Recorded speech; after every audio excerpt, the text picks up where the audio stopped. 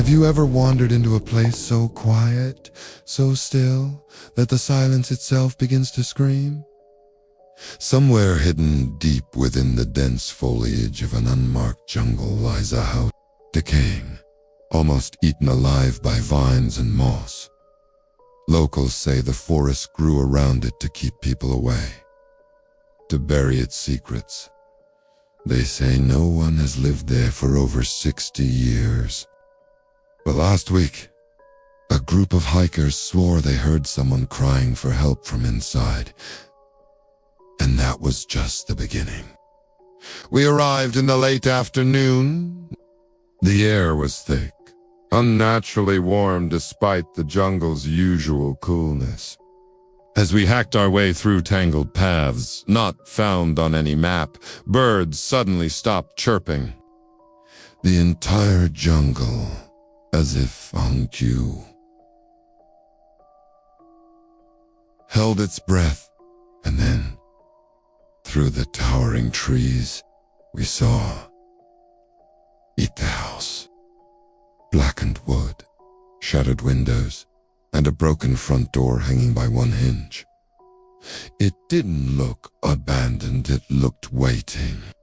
The house belonged to the Marquez family, early settlers who came here to escape the noise of the world. Rumor has it the father lost his mind after finding an ancient tribal idol buried beneath the house while digging a well. Days later, he vanished. The mother was found dead hanging from a ceiling beam while their 2 daughters were never seen again.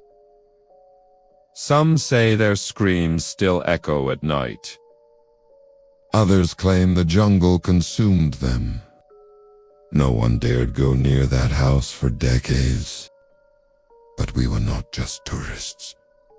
We were truth seekers. Paranormal investigators, and we had equipment to back it up. Inside the house was surprisingly intact. Old furniture coated in thick dust. A child's doll lay face down on the staircase. The kind of toy that hasn't been made in over half a century. We split up standard protocol.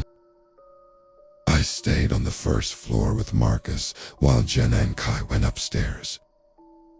Almost instantly, we picked up an EMF spike high erratic, pulsing like a heartbeat. The living room mirror cracked on its own. Then Marcus whispered, "Did you hear that?" A girl, laughing, upstairs. Things got worse. Jenna radioed in, panicked. She found the wall with names carved into it, over 20 names. All children. All missing. The last name. Hers. Before we could respond, her feet cut out. We rushed upstairs, calling out for her. No answer. The hallway was freezing. Our breath visible. Every door slammed shut behind us one by one. Then we saw her standing motionless at the end of the hall, eyes wide, mouth moving, but no sound. We grabbed her and bolted downstairs, but the house seemed to shift, stretched like it didn't want us to leave. Once outside, the jungle roared back to life. Jenna was in shock, trembling.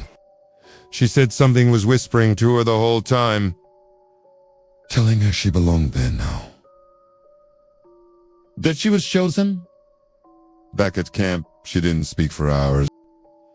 When she finally did, she said something we'll never forget. I saw the girls. They're still inside. We returned the next day to retrieve our cameras. The house was gone. Just a patch of disturbed earth where it once stood. No ruins, no remnants, like it had never existed. But our footage proves otherwise! And the names on that wall, when cross-referenced with old police records, matched. Real missing children from the 1940s to the 1970s. None were ever found. So what was the Marquez house really? A cursed building. A spiritual prison.